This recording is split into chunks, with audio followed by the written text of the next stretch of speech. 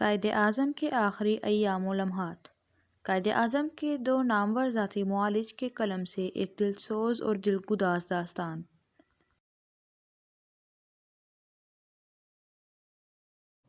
وہ ایک مسحری پر دراز تھے، نحیف و کمزور جسم لیکن باوقار اور پرجلال چہرہ، آنکھوں میں بلا کی چمک اور ہونٹوں پر ہلکی سی مسکراہٹ۔ وہ بہت کمزور ہو چکے تھے۔ جب میں کمرے میں داخل ہوا تو انہوں نے کمبل سے اپنا ہاتھ نکالتے ہوئے مصافحہ کیا۔ کمزوری کے باوجود میں نے محسوس کیا کہ ان میں اتنی طاقت تھی کہ جتنی اس دور کے کسی عام نوجوان میں ہوتی ہے۔ تمہارا سفر تو آرام سے گزرا؟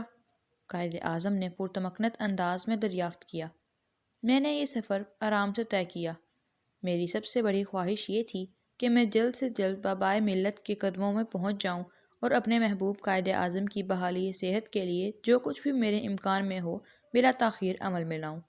وہ مسکرا دیے۔ وہ بہت کمزور ہو گئے تھے، رخسار ابھرے ہوئے تھے اور گال اندر کی طرف پچک گئے تھے۔ بیماری کی وجہ سے ان کا چہرہ اور زیادہ نکھر آیا تھا۔ بال بکھرے ہوئے تھے، ایک شاعر اور فلاسفر کی طرح۔ چہرے کی جھریاں ان کے گہرے مطالعے اور تدبر کی باریکیوں کو نمایاں ظاہر کر رہی تھیں۔ یہی وہ نحیف و نزار ہستی ہے کہ جس کے کوہ شکن عزم، فلک پیما ہمت اور ناقابل تسخیر جذبے نے ناممکن کو ممکن بنا دیا، جس کی ہمت مردانہ نے برطانوی سامراج اور ہندو بنیائزم کی متحدہ سازشوں، ریشہ دوانیوں اور چالوں کو شکست دی اور اپنی فراست، ذہانت خداداد سے مسلمانوں کے لیے ایک ایسی مملکت، آزاد مملکت حاصل کر لی جو اپنے رقبے اور آبادی اور وسائل کے اعتبار سے دنیا کی 5ویں بڑی مملکت ہے۔ یہی وہ رہنمائے ملت ہے جس نے 1.5-2 صدی کی غلامی کی زنجیروں کو توڑ دیا اور 10 کروڑ غلام مسلمانوں کو آزادی کی دولت سے مالا مال کر دیا۔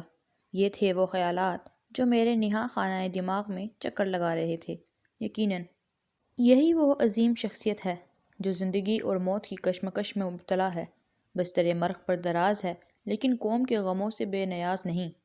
بالنگ کے قریب ایک کرسی بچھی تھی۔ قائد اعظم نے اشارے سے مجھے اس پر بیٹھنے کو کہا۔ میں بیٹھ گیا۔ آپ دھیمی آواز میں فرمانے لگے، میں نے آج تک کبھی اپنی صحت کی پرواہ نہیں کی اور نہ آئندہ کرنے کے لیے خیال کرنے کو تیار ہوں۔ موت اور زندگی سب خدا کی طرف سے ہے۔ موت وقت معین سے پہلے نہیں آ سکتی۔ یہ میرا ایمان ہے۔ میں خداوند قدوس کی ذات کے سوا اس دنیا میں کسی طاقت سے نہیں ڈرتا۔ موت کا خوف مجھ پر طاری نہیں۔ جب موت کو آنا ہے اور ضرور آنا ہے تو پھر موت سے ڈرنے کی کوئی وجہ نہیں۔ یہ تو تم جانتے ہی ہو، جب ساز حیات کے تار ڈھیلے ہو جائیں اور ایک ایک کر کے ساز کا ساتھ چھوڑ دیں تو پھر ان کا جوڑنا ذرا دقت اور وقت طلب ہوتا ہے۔ مجھے یہ کہنا ہے کہ آپ میری بیماری کے متعلق تمام صورتحال سے آگاہ کر دیں کہ مجھے کیا بیماری ہے، کس حد تک بڑھ چکی ہے۔ میں یہ اس لیے پوچھ رہا ہوں کہ ہر مریض کو اپنے معالج سے یہ دریافت کرنے کا حق ہوتا ہے۔ بیماری کی نوعیت معلوم ہونے کے بعد میں آپ سے زیادہ تعاون کر سکوں گا اور علاج میں آپ کو آسانی ہوگی، لیکن اگر طبی اصول صورتحال بیان کرنے میں مانع ہوں تو پھر میں آپ کو مجبور نہیں کر سکتا۔ مجھے ابھی آپ کی پوری تشخیص کرنی ہے۔ میں کرنل الہی بخش صاحب سے مشورہ کرنے کے بعد آپ کو بیماری کی صحیح نوعیت سے آگاہ کر سکوں گا، میں نے جواب دیا۔ یہ 27 جولائی 1947 کا واقعہ ہے۔ اس روز سے لے کر قائد اعظم کی رحلت تک مجھے آپ کے ساتھ رہنے کا موقع ملا۔ میں اس دوران میں قائد اعظم کی شخصیت، ان کے بلند اخلاق، ان کے عرفہ اصولوں سے بے حد متاثر ہوا۔ وہ ہر لمحے پر نہایت شرح و بسط سے بحث فرماتے۔ وہ علاج کے سلسلے میں وکیلانہ بحث کرتے اور جب ہم انہیں پورے طور پر قائل نہ کر دیتے کہ علاج اور دوائی اس وجہ سے تبدیل کی ہے، وہ کبھی مطمئن نہ ہوتے۔ لیکن جب مطمئن ہو جاتے تو دوائی کے استعمال سے کبھی انکار نہ کرتے۔ ہم ان کی طبیعت سے پورے طور پر واقف ہو گئے تھے، اس لیے ہر دوائی تبدیل کرنے سے قبل انہیں تمام وجوہ سے باخبر کر دیتے۔ بیماری کے باوجود وہ ہر صبح حجامت کراتے، 6:15 بجے کے قریب چائے پیتے اور معمول کے مطابق تمام کام سر انجام دیتے۔ جب بھی انہیں مکمل آرام کرنے کے لیے کہا جاتا، آپ مسکرا دیتے۔ آپ فرماتے، میں اپنی سال ہر سال کی عادات کو ترک نہیں کر سکتا۔ مس فاطمہ جناح اپنے محبوب بھائی کی تیمارداری میں دن رات منہمک رہتیں۔ وہ کئی راتیں جاگ کر گزار دیتی تھیں۔ قائد اعظم اگر شمع تھے تو محترمہ مس فاطمہ جناح اس شمع کی پروانہ تھیں۔ وہ دن رات پورے انہماک سے قائد اعظم کی تیمارداری میں مصروف رہتیں۔ وہ ان کا بہت خیال رکھتی تھیں۔ انہوں نے اپنی زندگی، اپنا چین آرام سب کچھ بھائی کے لیے وقف کر دیا تھا۔ چند دنوں کے علاج کے بعد آپ کی صحت بہت اچھی ہو گئی، بھوک بھی زیادہ لگنے لگی اور چہرے پر خون بھی دوڑنے لگا۔ اب آپ اکثر مختلف موضوعات پر بحث کرتے، اکثر مسائل پر روشنی ڈالتے اور ہم ان کے خیالات سے مستفید ہوتے۔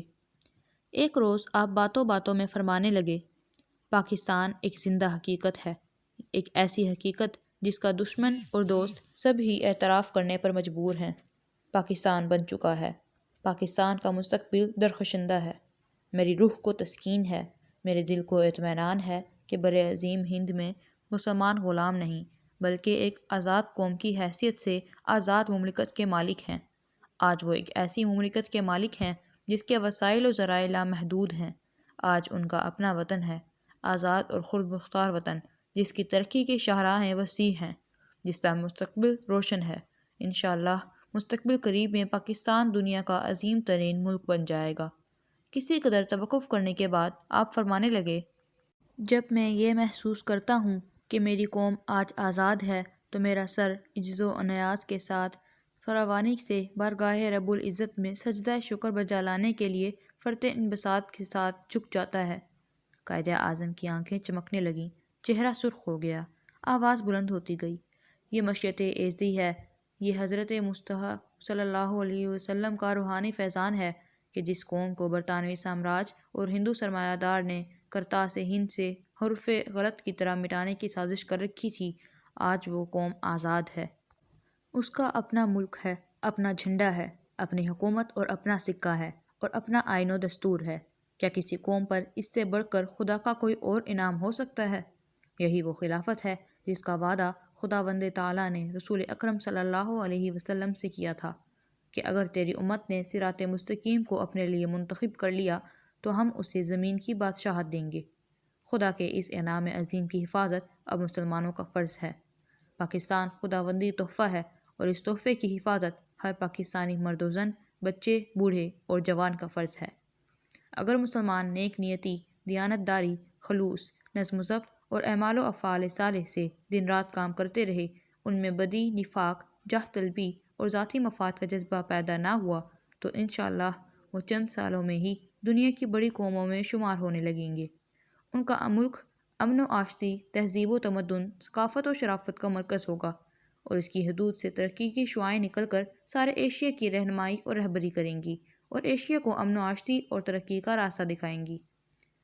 قائد اعظم بڑی تیزی سے، جیسے کسی دریا کا بند ٹوٹ گیا ہو اور پانی ٹھاٹھے مار رہا ہو، فرما رہے تھے۔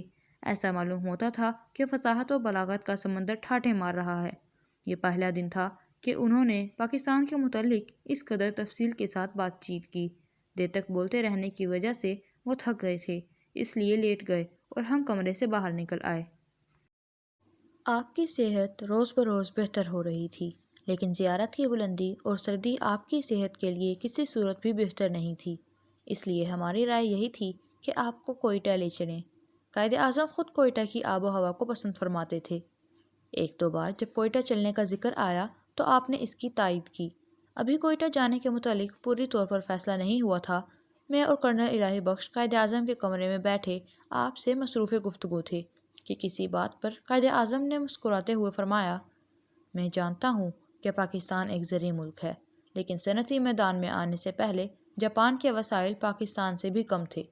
جاپان کے پاس نہ کوئلہ تھا، نہ لوہا، دوسری دھاتیں بھی ناپید تھیں، لیکن جب جاپانیوں نے اپنے ملک کو صنعتی بنانے کا عزم کر لیا تو انہوں نے ہر مشکل پر قابو پا لیا، ہر دشواری کو آسان بنا دیا، ناممکن کو ممکن کر دکھایا۔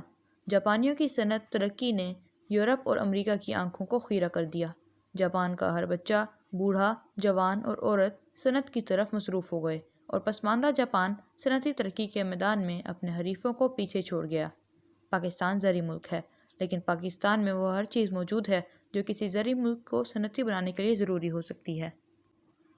میرا یقین ہے وقت آنے پر پاکستان کے اندر ہر وہ دھات مل سکے گی جس کی ہمیں صنعت کے میدان میں ضرورت ہوگی۔ پاکستان کی پہاڑیاں، میدان، سطح مرتفع اور ریگزار اپنے اندر لامحدود خزائن قدرت مدفون رکھتے ہیں۔ ضرورت ایجاد کی ماں ہے۔ پاکستان میں کوئلہ، تیل، برقی قوت پیدا کرنے کے وسائل، سیمنٹ، نمک، لوہا، گندھک، سیسا، سرما، ابرک، کروم اور ہر دھات کم و بیش موجود ہے۔ حکومت جیسے جیسے ان دھاتوں کی نکاس کی طرف توجہ دے گی، ملک صنعتی طور پر ترقی کی طرف قدم بڑھاتا جائے گا۔ آپ نے فرمایا، برطانوی حکومت نے گزشتہ دور میں ان صوبوں کی صنعتی ترقی کی طرف خاص توجہ نہیں دی۔ پاکستان صوبوں کے متعلق برطانوی حکومت کی شروع سے یہی حکمت عملی رہی ہے کہ مسلمانوں کو صنعت، تجارت اور تعلیم کے میدان میں ایک پسماندہ ملک اور قوم بنا دیا جائے۔ اس کی سب سے بڑی وجہ یہ تھی کہ انگریز نے مسلمانوں کو ہمیشہ اپنا حریف اقتدار خیال کیا، اور یہ چیز کابوس بن کر انگریز کے دل پہ چھائی رہی کہ اگر مسلمان صنعتی، تجارتی اور تعلیمی میدان میں ترقی کر گئے تو طبی طور پر وہ حصول اقتدار کے لیے طاقت اور منظم جدوجہد کریں گے، اور برطانوی اقتدار پر ضرب کاری لگانے سے بھی نہیں چوکیں گے۔ یہی وہ تصور تھا جس کی وجہ سے انگریز نے 2 صدی کے اقتدار و حکمرانی کے دوران میں ہندو کو ہر میدان میں اچھالا اور ان کو ترقی کے مواقع مہیا کیے، اور 1000 سال کی غلام ہندو قوم کو اس قابل بنا دیا کہ وہ آج مسلمانوں کو آنکھیں دکھا رہا ہے۔ قائد اعظم نے فرمایا، مسلمانوں کے دور حکمرانی سے قبل آریائی دور حکومت میں ہندوستان میں کبھی ایک سلطنت قائم نہیں رہی۔ ہندوستانی اس دور میں بھی ہندوستانی چھوٹی بڑی آزاد ہندو ریاستوں میں منقسم رہا۔ کیا انگریز کا ہندو قوم پر یہ کم احسان ہے کہ اس نے ہندو قوم کو اتنی بڑی سلطنت سونپ دی ہے؟ قائد اعظم نے فرمایا، پاکستان کو صنعتی ملک بنانے کے تمام وسائل، قدرتی ذرائع اور معدنیات پاکستان میں موجود ہیں۔ صرف محنت کی ضرورت ہے۔ اگر پاکستان کے سرمایہ دار حکومت سے تعاون کریں تو میرا یقین ہے کہ پاکستان آئندہ 20 سال میں بہت بڑا صنعتی ملک بن جائے گا۔ آپ نے فرمایا، حکومت پاکستان ملک کو صنعتی بنانے میں کوئی کسر اٹھا نہیں رکھے گی۔ ہمارے پیش نظر ہے کہ پاکستان ضروریات کی تمام اشیاء و خوراک خود تیار کرے۔ ملک کو صنعتی بنانے کے متعلق حکومت کے پیش نظر بہت سی اسکیمیں ہیں۔ ان اسکیموں کو اسی صورت میں جامع عمل پہنایا جا سکتا ہے جبکہ ملک پوری طور پر داخلی اور خارجی خطرات سے آزاد ہو جائے، اور ملک کے ہر چھوٹے بڑے بچے، بوڑھے، جوان اور عورت کو یہ احساس ہو جائے کہ وہ آزاد ہے، آزاد ملک کا باشندہ ہے، اور اسے آزاد قوم کے فرد کی حیثیت سے آزاد اقوام اور ممالک کی طرح اپنے ملک اور قوم کو ہر لحاظ سے سربلند کرنے کے لیے انتھک، مسلسل اور شبانہ روز محنت کرنا ہے۔ ملک کی فارغ البحلی اور خوشحالی کا انحصار قوم کی ترقی پسندانہ رجحانات پر ہے۔ قائد اعظم کی صحت روز بروز بہتر ہوتی گئی۔ اب انہیں یہ اصرار تھا کہ وہ زیارت میں نہیں رہنا چاہتے۔ خود ڈاکٹروں کی بھی یہی رائے تھی کہ ان کی صحت کے لیے زیارت کی آب و ہوا اور بلندی بہتر نہیں۔ بلندی کی وجہ سے آب و ہوا خنک اور سرد ہو رہی تھی، یہ ان کے لیے بہتر نہ تھا۔ چنانچہ آپ کوئٹہ جانے کے لیے تیار ہو گئے۔ معالج ہونے کی وجہ سے ہم نے رائے دی کہ سفر کے دوران میں آپ کو کمبل اپنے ارد گرد لپیٹ لینا چاہیے اور بڑا کوٹ بھی پہن لینا چاہیے۔ کپڑے تبدیل کرنے کی بھی ضرورت نہیں، لیکن آپ نے اصرار کیا، شلوار، شیروانی اور پمپ شوز ضرور پہنوں گا، حجامت کراؤں گا اور بال بھی ضرور کٹواؤں گا۔ چنانچہ انہوں نے اپنی ضد کو پورا کیا۔ زیارت سے کوئٹہ تک کا سفر موٹر میں طے ہوا۔ کرنل الہی بخش اور میں دونوں قائد اعظم کے ہم رکاب تھے۔ کوئٹہ پہنچنے کے بعد قائد اعظم کی طبیعت کسی قدر سنبھلی۔ مجھے 3 روز کے لیے لاہور آنا تھا، چنانچہ میں لاہور آ گیا اور تیسرے روز واپس کوئٹہ پہنچ گیا۔ اب حضرت قائد اعظم اکثر ہمیں اندر بلا لیا کرتے اور دیر تک مختلف موضوعات پر ارشاد فرمایا کرتے تھے۔ پاکستان کے موضوع پر جب بھی آپ روشنی ڈالتے، آپ کے ہونٹوں پر فخر آمیز تبسم کھیلنے لگتا۔ ایک روز آپ کی طبیعت بہت زیادہ بشاش تھی۔ فرمانے لگے، پاکستان کو خدا نے ہر چیز دے رکھی ہے، معدنیات، زراعت کے وسیع وسائل، اقتصادیات کی ترقی کے روشن امکانات، ملک کو صنعتی بنانے کے ذرائع، ہر چیز پاکستان میں موجود ہے۔ قدرت کی فیاضی نے اس ملک کو دولت سے مالا مال کر رکھا ہے، لیکن ضرورت محنت، خلوص اور دیانتداری کی ہے۔ اگر پاکستانی مسلمانوں میں یہ اوصاف پیدا ہو جائیں۔ کسی قدر توقف کے بعد آپ نے فرمایا، انشاءاللہ میری قوم میں یہ اوصاف پیدا ہو کر رہیں گے۔ میں مسلمانوں سے کبھی مایوس نہیں ہوا۔ اسلام کی تعلیمات میں مایوسی کا لفظ تک نہیں۔ زندہ قوموں کو انتہائی مصائب اور مشکلات میں بھی مایوس نہیں ہونا چاہیے۔ مصائب و علائم کے آندھیوں، مشکلوں کی طوفانوں، دشمن کی مخالفتوں اور رشتہ داریوں سے گھبرانا نہیں چاہیے۔ خدا ہمیشہ ان قوموں کو آزمائش میں ڈالتا ہے جنہیں وہ زمین کی خلافت سونپتا ہے۔ میں جانتا ہوں، مجھے معلوم ہے کہ صدیوں کی غلامی نے مسلمانوں کے دماغوں کو معاف کر دیا ہے۔ ابھی انہیں یہ احساس نہیں ہوا کہ اب وہ آزاد ہیں۔ یہ احساس مسلمانوں میں بیدار کرنے کی اشد ضرورت ہے کہ اب وہ ایک آزاد قوم ہے۔ انہیں آزاد قوم کی طرح ملک کی تعمیر میں حصہ لینا چاہیے۔ جب بھی مسلمانوں میں یہ احساس بیدار ہو گیا اور وہ محسوس کرنے لگے کہ وہ آزاد ہو چکے ہیں، تو اس کے بعد پاکستان کے عظیم ملک بننے میں کوئی رکاوٹ باقی نہیں رہے گی۔ آج سے چند سال قبل پاکستان ایک شاعر کے دماغ کا تخیل تھا۔ دنیا نے اسے تمسخر بنا رکھا تھا، اپنوں اور بیگانوں نے اسے سیاسی مذاق سمجھا، لیکن وقت نے ثابت کر دیا کہ پاکستان ایک حقیقت تھا۔ وہ قوم کے قلوب سے نکلی ہوئی آواز تھی جس نے حقیقت کا جامہ پہن لیا۔ دنیا کی تاریخ پاکستان کی مثال پیش کرنے سے قاصر ہے۔ کبھی کسی قوم نے جنگ و جدل کے بغیر پاکستان کی طرح آزادی حاصل نہیں کی ہوگی۔ تاریخ کا یہ پہلا واقعہ ہے کہ 8 سال کی قلیل مدت میں مسلسل اور پہم کشمکش کے بعد پاکستان عالم وجود میں آ گیا۔ وہ نعرہ جو زبانوں پر رواں تھا، حقیقت بن کر دنیا کے نقشے پر ظاہر ہو گیا۔ کیا دنیا میں کوئی ایسا ملک اور ایسی قوم ہے جس کے پاس دنیا کا کوئی خطہ نہ ہو، اسلحہ نہ ہو، فوج نہ ہو، قانون اور نظم و نسق اور اختیار نہ ہو، دولت اور علم نہ ہو، اور پھر بھی اس نے آزادی حاصل کی ہو، ایک عظیم مملکت کی بنیاد رکھی ہو؟ ترکی کی مثال دی جاتی ہے، لیکن کیا یہ حقیقت نہیں کہ ترکوں کے پاس لڑنے والے سپاہی تھے، اسلحہ تھا، نظم و نسق چلانے والے دماغ تھے، وہ حکومت کا تجربہ بھی رکھتے تھے، پھر وہ ایک علاقے پر قابض تھے جسے مستقر بنا کر انہوں نے طاغوتی طاقتوں کے خلاف یلغار کی اور انہیں ترکی کی سرزمین سے نکال باہر کیا۔ ہمارے پاس 1 انچ زمین نہ تھی کہ جسے ہم اپنا مستقر بنا سکتے۔ یہ سب کچھ خدا کی دین ہے، اس کا انعام ہے جو اس نے مسلمانان ہندوستان کو دیا۔ 2 صدیوں کی غلامی کے بعد آج وہ پھر آزاد ہیں۔ اس آزادی کا تحفظ اب مسلمانوں کا کام ہے۔ اس ملک کی ترقی اب مسلمانوں کا فرض ہے۔ ان میں مکمل یکجہتی، اتحاد اور تعاون ہونا چاہیے۔ ایثار، قربانی اور ایک دوسرے کی غلط کاریوں اور لغزشوں سے درگزر کرنے اور اصلاح کرنے کی سپرٹ ہونی چاہیے۔ اگر مسلمانوں نے نظم و ضبط، ایثار و قربانی، خلوص و دیانت سے کام کیا تو کوئی وجہ نہیں کہ یہ ملک چند سالوں میں ہی دنیا کا عظیم ترین ملک نہ بن جائے اور اس قابل ہو جائے کہ سیاسی میدان میں ایشیا کی رہنمائی کر سکے۔ سورج پہاڑیوں کی اوٹ سے بلند ہو رہا تھا۔ اس کی ترمزی شعاعیں درختوں کی ٹہنیوں سے چھن چھن کر خودرو سبزہ سے کھیل رہی تھیں۔ سورج بلند ہو رہا تھا اور اس کے ساتھ ہی کسی قدر حدت بھی بڑھتی جا رہی تھی۔ پہاڑی مقام ہونے کی وجہ سے یہ حدت دل کو خوش کن معلوم ہو رہی تھی۔ دل نواز موسم تھا۔ قائد اعظم اپنی مساحری پر گاؤ تکیے کے سہارے بیٹھے تھے۔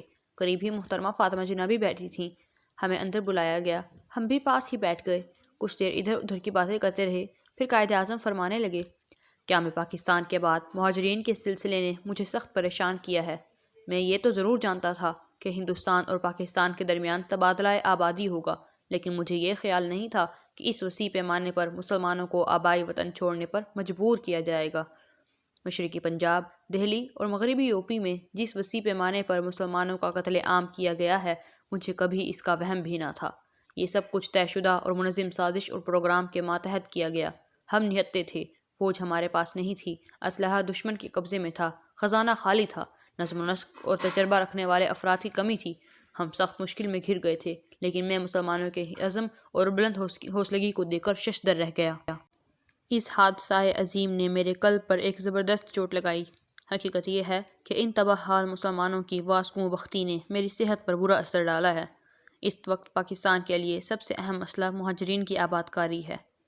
مجھے کامل امید ہے کہ حکومت پاکستان اس مسئلے کو جلدی حل کرنے میں کامیاب ہو جائے گی۔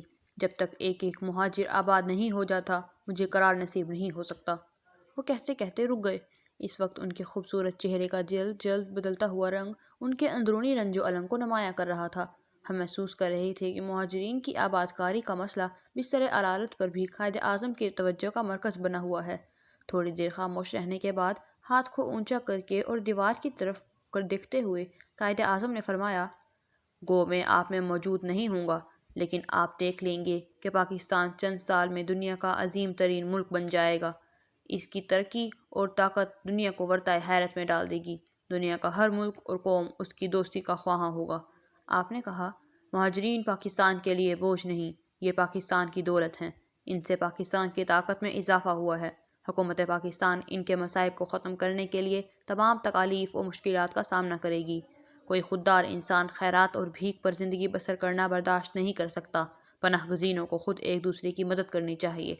انہیں جلد اپنے کاروبار پر لگ جانا چاہیے۔ جو کام وہ خود کر سکتے ہیں، انہیں اس کام پر لگ جانا چاہیے۔ وہ اس طرح پاکستان اور اپنی حکومت کی مدد کر سکتے ہیں۔ میں انہیں یقین دلانا چاہتا ہوں کہ پاکستان ان کے دارالامان ثابت ہوگا۔ پاکستان کو دنیا کی کوئی طاقت فنا نہیں کر سکتی۔ انشاءاللہ پاکستان قائم رہے گا اور خوب پھلے پھولے گا۔ پاکستان کی ترقی ان کی اپنی ترقی ہے، پاکستان کی خوشحالی ان کی خوشحالی ہے۔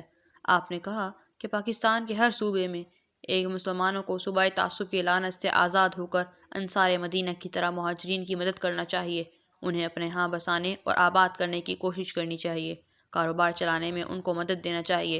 مہاجرین کا بھی فرض ہے کہ وہ اپنے حوصلوں اور اخلاق کو بلند کریں، اپنے نظریات حیات کو ارفع و اعلیٰ بنائیں، رزق حلال کمائیں۔ دوسروں کے سامنے خیرات کے لیے ہاتھ پھیلانے کی بجائے ان ہاتھوں سے کام کریں، محنت کر کے کمائیں اور اپنی حالت کو بہتر بنائیں۔ اپنے رویے اور محنت سے ثابت کر دیں کہ وہ پاکستان کے لیے بوجھ نہیں بلکہ زبردست فائدے کی حیثیت رکھتے ہیں۔ دوپہر ڈھل چکی تھی، سورج آہستہ آہستہ پہاڑیوں کی اوٹ میں چھپ رہا تھا، شفق لالۂ گوں دور تک پھیلا ہوا تھا۔ میں قائد اعظم کے قریب بیٹھا تھا۔ آپ فرمانے لگے، پاکستان میں مردم خیزی کی صلاحیت موجود ہے، بہترین دل و دماغ کے انسانوں کی کمی نہیں، ذرا دماغوں پر زنگ آ گیا ہے۔ جب یہ زنگ اتر گیا، پاکستان ایسے ایسے گہرہائے قدر پیدا کرے گا کہ جن کی فراست و سیاست، فہم و تدبر، ایجاد و اختراعات قابل صد رشک و تحسین ہوں گی۔ مسلمان محکوم رہے ہیں، انگریز اور ہندو کے ناپاک گٹھ جوڑ نے مسلمانوں کو ذہنی طور پر ابھرنے کا موقع نہیں دیا، ان کی صلاحیتوں کو ہر طریقے سے دبانے کی کوشش کی اور انہیں موقع نہ مل سکا کہ وہ اپنی قابلیت کا مظاہرہ کر سکتے۔ گزشتہ 2 صدی میں انگریز کی یہ حکمت عملی رہی ہے کہ مسلمانوں کو کسی شعبے میں ابھرنے نہ دیا جائے۔ تمام کلیدی اسامیاں برطانوی عہد میں ہندوؤں کے پاس رہیں، سرکاری دفاتر اور اداروں میں ہندو چھائے رہے اور انہیں اعلیٰ انگریز افسروں کی ہمدردی اور حمایت حاصل رہی۔ ان ہندوؤں نے اول تو مسلمانوں کو اہم کاموں پر تعینات نہ ہونے دیا، اگر انہیں موقع مل گیا تو پھر وہ ہندو اور انگریز کے ناپاک گٹھ جوڑ اور سازش کا شکار ہو کر آگے نہ بڑھ سکے۔ تجارت اور صنعت کے میدان میں سرمایہ اور تعلیم کی کمی میں مسلمان قدم نہ بڑھا سکے۔ دشمنوں نے ہر میدان اور ہر شعبے میں انہیں عضوِ معطل بنا دیا۔ وہ مسلمان جس نے 1000 سال تک ہندوستان میں انا اولا غیری کا ڈنکا بجایا تھا، غلام در غلام بن کر رہ گئے۔ لیکن اب قدرت نے انہیں موقع دیا ہے، وہ آزاد ہیں، ان کا ملک آزاد ہے، ان کی اپنی حکومت ہے، ان کے لیے تمام مواقع اور ذرائع موجود ہیں جنہیں وہ کام میں لا کر ترقی کر سکتے ہیں۔ اب انہیں پاکستان کی آزاد فضا میں ہر وہ موقع میسر آئے گا جو کسی آزاد قوم کی تخلیق و تعمیر کا محرک ہو سکتا ہے۔ مسلمان سرمایہ داروں کو صنعت اور تجارت کی طرف توجہ دینی چاہیے، نوجوانوں کو اقتصادیات، الہیات، کیمیات، مالیات، سائنس کی تعلیم حاصل کرنی چاہیے، سائنس کے میدان میں زیادہ سے زیادہ ترقی کرنی چاہیے۔ قائد اعظم نے نصاب تعلیم اور طریقۂ تعلیم بدلنے پر بھی زور دیا۔ آپ نے فرمایا، موجودہ نصاب اور طریقۂ تعلیم غلام سازی کے محرک ہیں، ملکی اور قومی ضروریات کے مطابق انہیں قتل بدل دینا ہوگا اور نوجوانوں اور بچوں کو شروع سے ہی ان کے ذہنی رجحانات کے مطابق تعلیم و تربیت دینی ہوگی، کیونکہ یہی ایک صورت ہے کہ جس سے ملک و ملت کی تعمیر جدید ہو سکتی ہے۔ آپ نے تجارت پر زور دیتے ہوئے فرمایا، کسی ملک کی خوشحالی اور فارغ البالی کا انحصار اس ملک کے تاجر طبقے پر ہے۔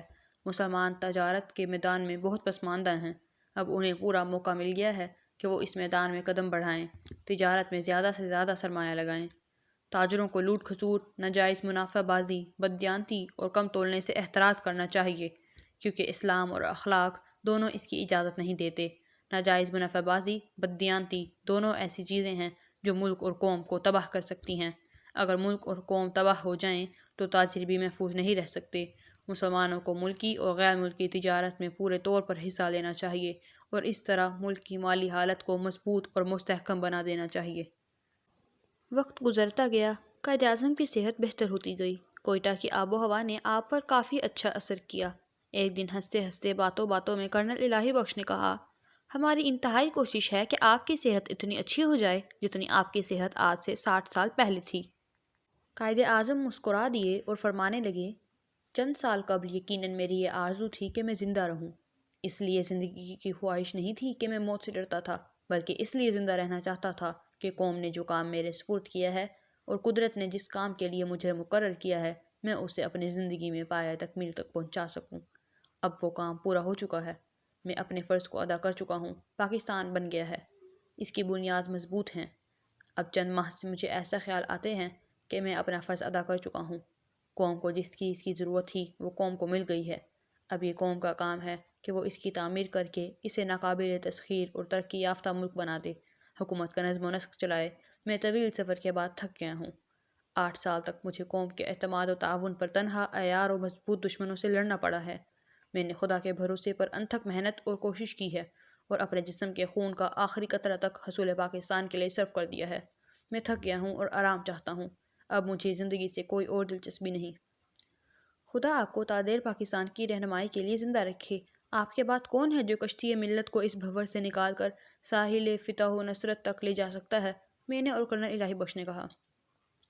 قائد اعظم نے آسمان کی طرف انگلی اٹھائی اور پھر بھرائی ہوئی آواز میں فرمانے لگے، قدرت حالات کے مطابق ایسا آدمی پیدا کر دیا کرتی ہے جس کی وقت اور حالات کو ضرورت ہوتی ہے۔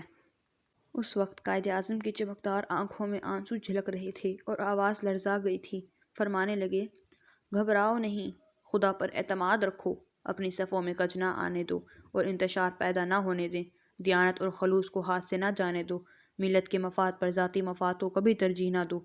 انشاءاللہ قدرت تمہیں مجھ سے زیادہ عقیل اور ذہین رہنما عطا کرے گی جو کشتی امت مرحوم کو مشکلات کے بھنور سے نکال کر ساحل مراد تک کامیابی سے پہنچا دے گا۔ قائد اعظم کی ایک آنکھ سے ایک موٹا سا چمکدار آنسو مسنہری پر گر پڑا اور انہوں نے کمبل سے منہ ڈھانپ لیا۔ ان کی آواز بھرائی ہوئی تھی اور وہ آہستہ آہستہ فرما رہے تھے، اے خدا، تو نے ہی مسلمانوں کو آزادی عطا کی ہے اور اب تو ہی اس کی حفاظت کرنے والا ہے۔ میری قوم ابھی ابتدائی مراحل طے کر رہی ہے، کمزور ہے، ابھی اس کی صفوں کا کچھ بھی دور نہیں ہوا۔ تو ہی مدد کرنے والا ہے اور تو ہی اس کا حامی و ناصر ہے۔ وہ دیر تک منہ ڈھانپے پڑے رہے، ایسے معلوم ہوتا تھا کہ وہ سو گئے ہیں۔ چنانچہ ہم کمرے سے باہر نکل آئے۔ قائد اعظم کو کریون اے کے سگریٹ بہت پسند تھے اور وہ اکثر یہی سگریٹ پیا کرتے تھے۔ ایک دن کریون اے کے سگریٹ ختم ہو گئے، کوئٹہ بھر میں تلاش کے باوجود نہ ملے۔ لیفٹیننٹ کرنل الہی بخش نے کہا، میں نے ایک دکان پر کیرون اے کے سگریٹ دیکھے تھے، اجازت ہو تو میں خود جا کر لے آؤں۔ جاتے جاتے کرنل الہی بخش نے کہا، کیا ہی اچھا ہو کہ ہم پاکستان میں سگریٹوں کی ایک فیکٹری قائم کر لیں اور امریکہ سے بہترین تمباکو درآمد کریں اور پاکستان میں سگریٹ تیار کریں۔ قائد اعظم کی آنکھیں جوش سے سرخ ہو گئیں اور فرمانے لگے، پاکستان میں دنیا کے سب ممالک سے اچھا اور بہترین تمباکو ہوتا ہے۔ تمباکو کے لیے ہم امریکہ کے محتاج نہیں، ہم اپنے ملک میں ہی تمباکو پیدا کر سکتے ہیں۔ اگر ہم چاہیں تو اسے ترقی دے کر دوسرے ممالک کو بھی برآمد کر سکتے ہیں۔ میری خواہش ہے کہ پاکستانی ضروریات زندگی کے لیے دوسرے ممالک کے محتاج نہ رہیں بلکہ ہر چیز میں اپنے ملک میں ہی پیدا کریں۔ پاکستان دوسرے ممالک کے ہاتھوں کی طرف نہ دیکھے۔ پاکستان تجارت اور صنعت کے میدان میں اس قدر ترقی کرے کہ وہ دوسرے ممالک سے اشیاء درآمد کرنے کی بجائے دوسرے ممالک کو اشیاء برآمد کرے۔ سرمایہ داروں کو اپنا سرمایہ پاکستان کی صنعت کو ترقی دینے میں لگانا چاہیے۔ پاکستان میں خام پیداوار کی کمی نہیں، اس خام پیداوار کو صحیح استعمال میں کرنے اور اس سے فائدہ اٹھانے کے لیے کارخانوں کی ضرورت ہے۔ کارخانوں کے قیام کے سلسلے میں اگر فرد واحد سرمایہ دار خرچ کرنے میں ہچکچاتا ہو، اس کی بہترین صورت یہ ہے کہ امداد باہمی کے اصولوں پر 10-15 سرمایہ داروں کو مل کر مختلف صنعتوں کے کارخانے قائم کرنے چاہئیں اور حکومت کو بھی ان کارخانوں کے قیام کے سلسلے میں ان لوگوں کی ہر ممکن مدد کرنی چاہیے۔ بڑے بڑے کارخانوں کے قیام کے سلسلے میں حکومت کا حصہ دار بننا چاہیے۔ آپ نے فرمایا کہ پاکستان کے پہلے میزانیہ نے دنیا میں پاکستان کی مالی ساکھ بٹھا دی ہے۔ مشینری درآمد کرنے کے سلسلے میں پاکستان کے راستے میں جو رکاوٹیں ہیں وہ جلد ہی دور ہو جائیں گی اور آئندہ 20 سال کی مدت میں پاکستان درجہ اول کا صنعتی ملک بن سکتا ہے، بشرط یہ کہ عوام، سرمایہ دار اور حکومت تینوں پورے تعاون سے کام کریں۔ ایک روز لاہور کا ذکر آیا تو قائد اعظم فرمانے لگے، اس دفعہ لاہور جا کر مجھے بڑی مسرت ہوئی۔ لاہور ہمارے ماضی، حال اور مستقبل کی روایات کا مرکز ہے۔ پاکستان اگر جسم ہے تو اس جسم میں لاہور روح کی حیثیت رکھتا ہے۔ مجھے لاہور کا مستقبل شاندار نظر آ رہا ہے۔ لاہور ایک بار پھر اسلامی تہذیب و تمدن اور ثقافت کا مرکز بن جائے گا۔ شروع میں کوئٹہ کی آب و ہوا نے آپ کی صحت پر اچھا اثر کیا، لیکن بعد میں صحت یکدم گرنی شروع ہو گئی۔ اس دوران میں کراچی کے ڈاکٹر مسٹر مستری کو بھی کوئٹہ طلب کر لیا گیا۔ قائد اعظم میں برداشت کی قوت بہت زیادہ تھی اور انتہائی تکلیف میں کبھی آپ کی پریشانی پر شکن نہیں آتا تھا۔ ایک روز جب میں نے آپ کو انجیکشن لگایا تو آپ کو درد محسوس ہوا اور آپ فرمانے لگے، اب میں محسوس کرتا ہوں کہ صحت بہت گر گئی ہے اور مجھے کمزوری محسوس ہو رہی ہے۔ ہم نے عرض کیا کہ آپ کو مکمل آرام کرنا چاہیے، دماغی تشویش کو ترک کر دینا چاہیے اور سیاسی مسائل کی طرف توجہ نہیں دینی چاہیے۔ آپ نے ہنس کر جواب دیا، کوئی ایسا مسئلہ باقی نہیں رہا جس کے متعلق مجھے تشویش ہو۔ کشمیر، فلسطین اور حیدرآباد کے مسائل اقوام متحدہ میں پیش ہو چکے ہیں اور اقوام متحدہ کے زیر بحث ہیں، اس لیے مجھے ان کے متعلق قطعاً تشویش نہیں۔ مہاجرین کی آباد کاری کا مسئلہ تھا، اسے وزارت پاکستان نہایت دانشمندی سے سلجھا رہی ہے۔ ملک کے اندرونی اور بیرونی دفاع کا مسئلہ خاص طور پر توجہ طلب ہے۔ پاکستان کا ہر مرد اور عورت اپنے آپ کو قومی سپاہی تصور کرے اور اپنی حکومت سے تعاون کرے۔ حکومت پورے جوش و خروش اور جانفشانی سے اس کام کو سر انجام دے رہی ہے۔ ملک کی دفاع کے مسئلے پر ہر نادار اور سرمایہ دار کو پاکستان کی مدد کرنی چاہیے۔ ہم نے لاکھوں مسلمانوں کی قربانی دے کر جو آزادی حاصل کی ہے، اس کی حفاظت کرنے کے لیے اپنی ہر چیز قربان کرنے کے لیے تیار رہنا چاہیے۔ بھوکے رہ کر بھی ملک کی دفاع کی ضروریات پوری کرنی چاہیے۔ مجھے یقین ہے کہ اگر کسی دشمن نے پاکستان کی آزادی پر حملہ کیا تو پاکستان اپنے آخری فرزند تک حملہ آور کے خلاف جنگ جاری رکھے گا۔ حکومت پاکستان اور پاکستانی عوام کو دفاع کے سوال کو تمام دوسری ضروریات پر مقدم رکھنا چاہیے۔ کوئٹہ میں طبیعت سنبھل گئی، لیکن بعد میں طبیعت روز بروز مزمحل ہوتی چلی گئی۔ کمزوری بڑھتی گئی اور فرمانے لگے، مجھے کراچی لے چلو۔ غالباً یہ 8-9 ستمبر کا ذکر ہے۔ چنانچہ ہم کراچی کی تیاری کرنے لگے اور 11 ستمبر کو کوئٹہ سے کراچی روانہ ہو گئے۔ راستے میں آپ مکمل سکون سے رہے، ادھر ادھر کی باتیں بھی کرتے رہے۔ سفر کے دوران میں کوئی تکلیف محسوس نہ ہوئی۔ کراچی پہنچنے پر محترمہ مس فاطمہ جناح نے ہمیں فرمایا، اب آپ جائیے، آرام کیجیے، قائد اعظم کو بھی قدرے آرام ہے، اپنے وقت پر تشریف لے آئیے۔ چنانچہ کرنل الہی بخش، ڈاکٹر مستری اور میں ہوٹل چلے گئے۔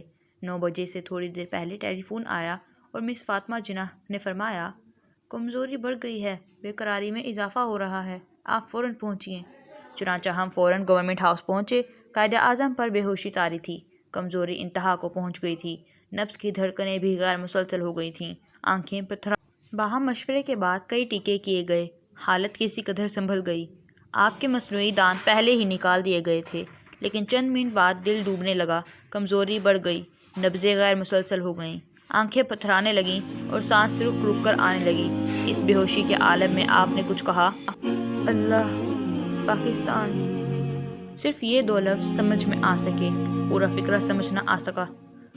10:25 پر آپ کی حرکت قلب بند ہو گئی اور اسلام کا یہ بطل جلیل ہمیشہ کی نیند سو گیا۔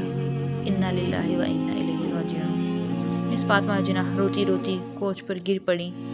تمام ڈاکٹر رو رہے تھے۔ قائد اعظم۔ موت کے بعد بھی آپ کے چہرے پر تدبر، جلال اور فراست کھیل رہی تھی۔ وہ بطل جلیل جس کی فراست، تدبر اور سیاست نے 2 صدی کے ملے ہوئے مسلمانوں کو سربلندی اور ظفرمندی عطا کی، جس نے برطانوی اور ہندو شاہترانہ سیاست کو شکست دی تھی، عزم و استقلال اور یقین محکم کے ساتھ ناممکن کو ممکن بنا دیا تھا، وہ ہمیشہ کے لیے رخصت ہو گیا، قوم یتیم ہو گئی۔ آج وہ ہمارے درمیان موجود نہیں، لیکن اس کی تعلیم، اس کے اصول، اس کے پیغامات اور تقریریں ہمیشہ کے لیے ہمیں مشعل راہ رہیں گی۔ قائد اعظم کی وفات حسرت آیات کی خبر جنگل کی آگ کی طرح کراچی کے طول و عرض میں پھیل گئی۔